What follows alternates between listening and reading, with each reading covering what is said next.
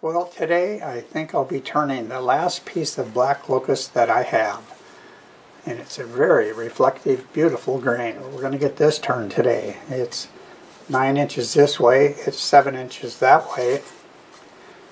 It's about 3 inches that way, and as you can see, the bark fell off. I'm going to get it mounted up and we'll get going on it. I'm going to leave it just like this. I think we're going to want a long shape. I don't know, so we're just going to leave it like that.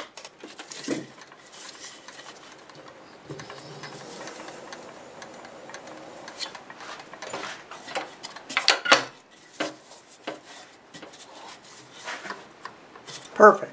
So the reason I'm not disappointed is you can see this beautiful yellow line that was under the bark, and there's a black line. So most of these pieces I've turned them as normal bowls, other than a droop bowl I did.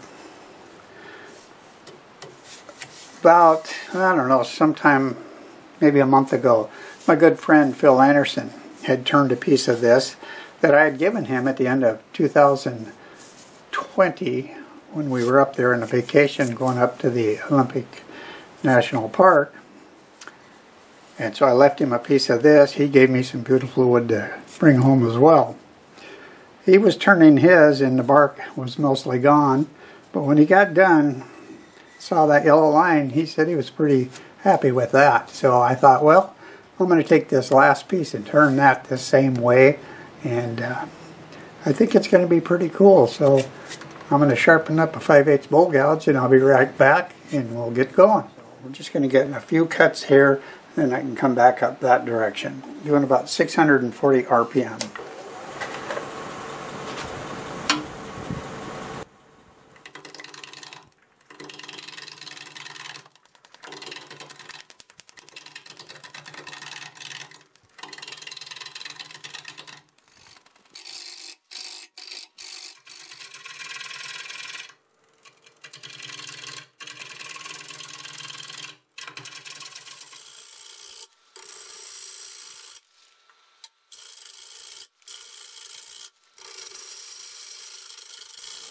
I can turn that up a little bit.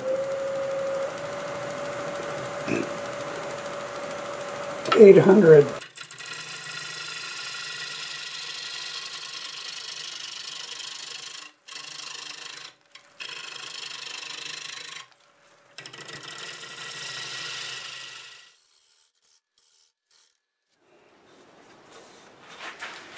Okay. That's way too wide on the bottom there.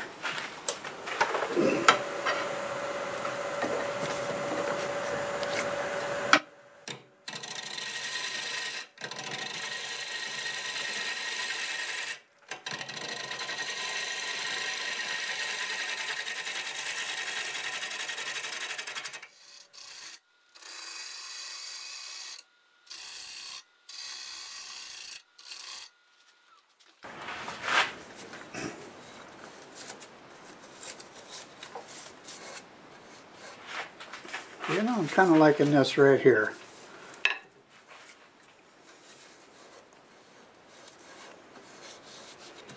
Yeah. Alright, I think I'm going to take a short little break and I'll be back and we'll do some more turning.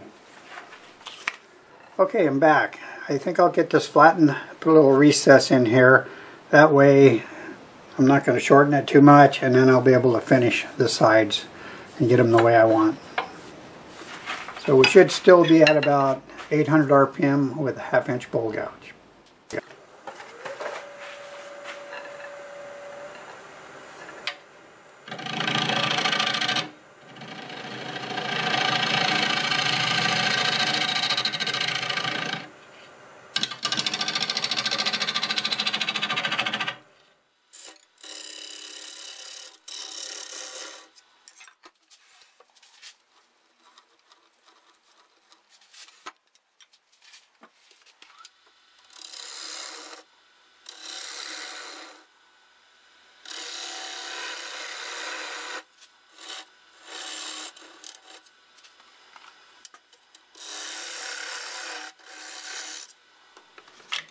Alright, I need to get a dovetail right there, fit my jaws.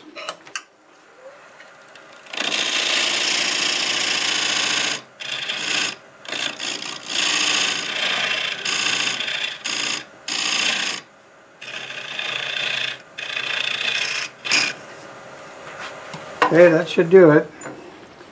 So now I think I'll take more of this off. So I change the shape just a little bit.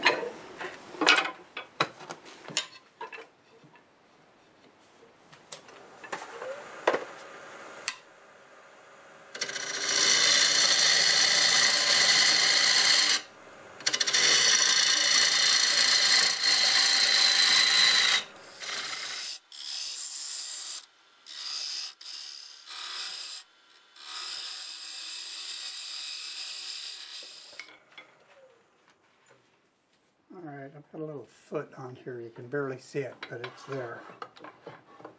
I'll just go ahead and get this finished off and get ready to do some sanding.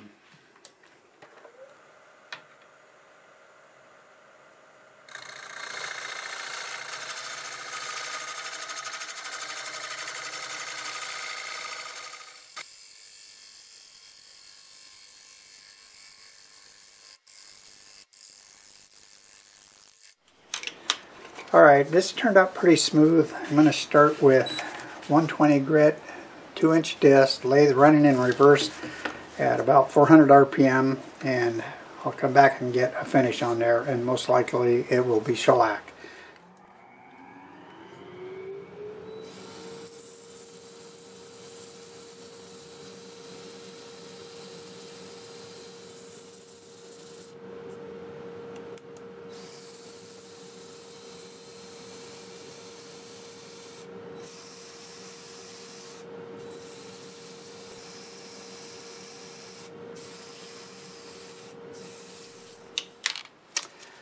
Alright, here goes the first coat of sanding sealer.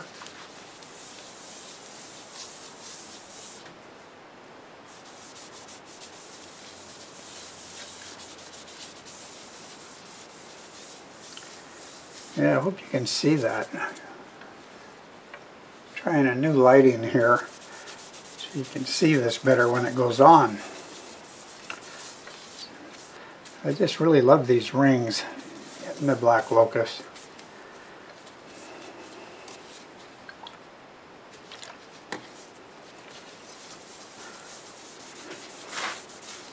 So this is really easy to do. I'm just rubbing it in with a soft cloth, and then I'll let that dry. Hit it with some fine Scotch-Brite, do it again, and then I'll do the shellac the same way. Alright, see ya when we get it turned around. Alright, I have it flipped around. I'm going to start with a 1/2-inch bowl gouge doing about 800 RPM. I'll leave the tailstock up for a while and then we'll have to move it.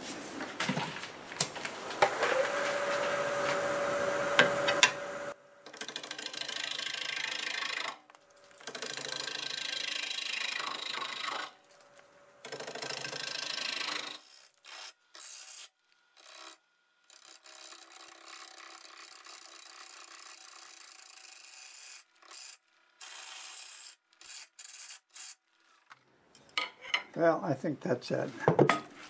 You have to move the tailstock back.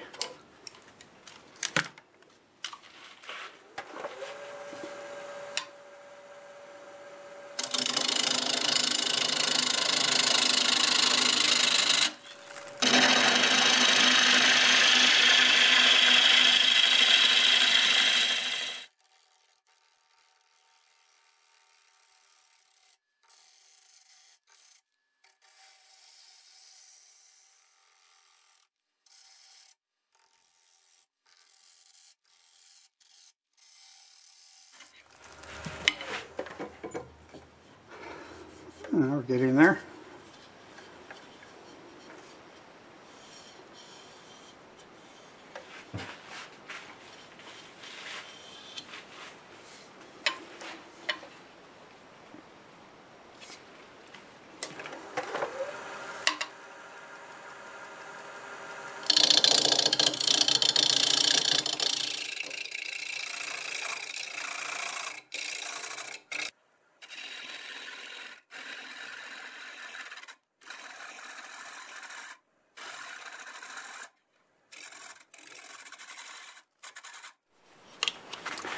Alright, I'm going to go ahead and get these little wing areas cleaned up, because once I go a little bit deeper, they're not going to be supported and be harder to do. So let's see if I can get that scraper in there, and that looks like I can.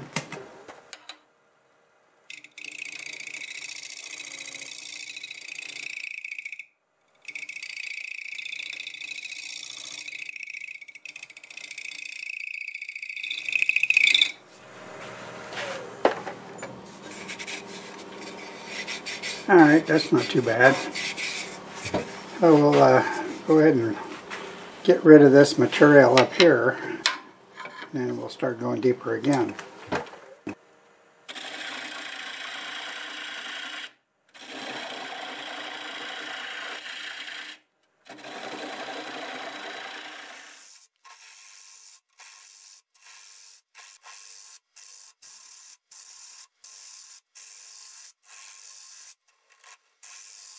Okay.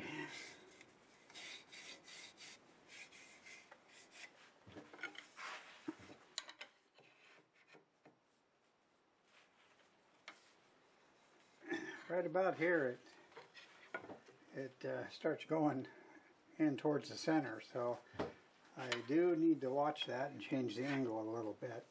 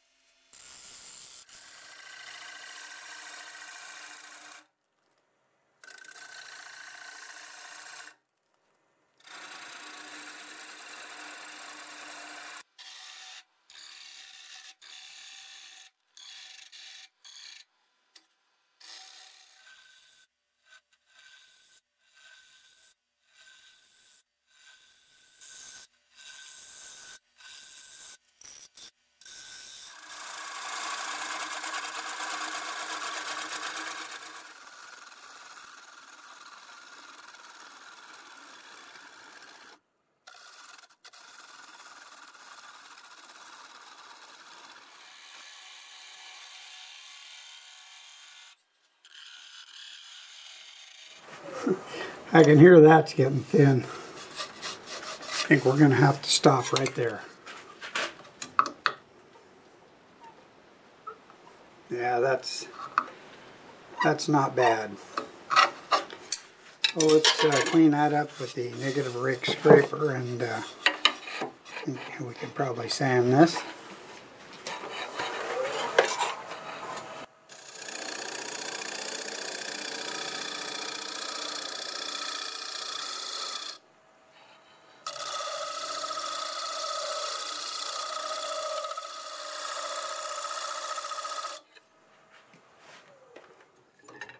Alright, I say it's time to sand it. So I started peeling this fuzzy stuff off, and it didn't work so well, so I took this chisel and got under it, and it just kind of came off. Went over a little bit with some sandpaper. I've got dark spots and light spots. Once I get the finish on there, I'll decide if I want to sand it all down to this or not. But before I do that, I need to sand the inside. So I'm going to sand the ends without the lathe spinning using a 2-inch disc, 80 grit. And then I can run it under power and get this section going forward. And we'll just work our way through up to 400 grit.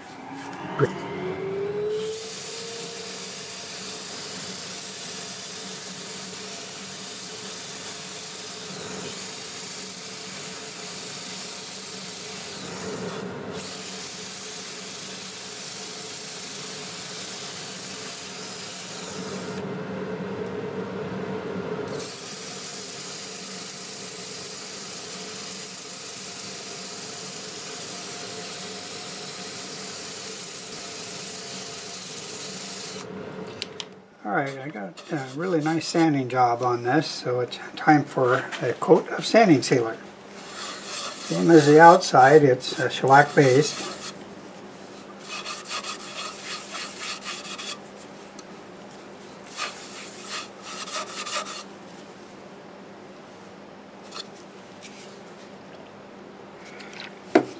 Probably not showing up real well inside of here, but as soon as I get the finish on there, I'll let you have a good look at it. And I think you're going to like it. I know I do. I love this line coming around here. I wasn't sure what to do with the top, so I took most of the stuff off, left a little texture, but still have some of that same color underneath. So my voice has been going back and forth for about 3 weeks now. I don't know what's going on. I go in Tuesday to have my nose looked at, and they do throats as well, so maybe I'll talk to them about that. But this is what I'm kind of stuck with, and it's not always there, but it just shows up. Just like the grain just showed up in here. So I will see you when I have all the finish on, and I'll tell you what I put on it, which is probably going to be shellac. Well, here it is. It is all done, and I'm pretty happy with how it turned out. I knew the bark was going to fall off because it was doing that while I sat under the shed, but I was really interested in seeing that yellow stripe going around there with the dark strip right underneath it. I thought that was pretty cool looking. It's got some really nice grain in it, some colors. Inside looks pretty cool. There is some chatoyance in there. Maybe you'll be able to see it on the turntable. Finished 7 5/8 long. It's 6 3/8 this way, and it's 3 inches tall on the ends. Walls are about 1/4 inch thick. I finished it with 2 coats of Zinsser Seal Coat and 2 coats of Zinsser Shellac, and then I went over it with the white Scotch-Brite, and it left a really nice finish. So these things always end up looking like a little boat, and they always remind me of my drift boat, which I've talked about that drift boat a time or two, but I thought I'm going to give you a little insight on some of the things that I used to do a lot of and still do, but I don't just do wood turning. So in 1996 we had one of the worst floods ever, and it kind of messed up the river that I love fishing, which is the Clackamas. As soon as the water got down low enough where it was safe to go ahead and drift down it, my wife and my youngest son went along, my favorite spots, and it was a mess. There was big boulders that had moved, and the water was just ripping through it. So I had my wife and son get out, had them walk down the bank maybe 150 feet, and then I went through the rapids, and I got through just fine, but I didn't know it, but my wife had taken a picture. So you're going to get to see that picture of one of the things I really love doing. So I hope you enjoy that. Take the time to see it at the end of this. But anyways, back to the turning. This was a lot of fun as well, and I sure hope you enjoyed the video. If you did like the video, do me a favor, click that like button and feel free to leave a comment. Both of those things will really help my channel grow. I do lots of different types of turnings, and you never know what might be next, so be sure to subscribe if you want to see more. And a special thanks to all my current subscribers. You really mean a lot to me. So, till the next time, see you later.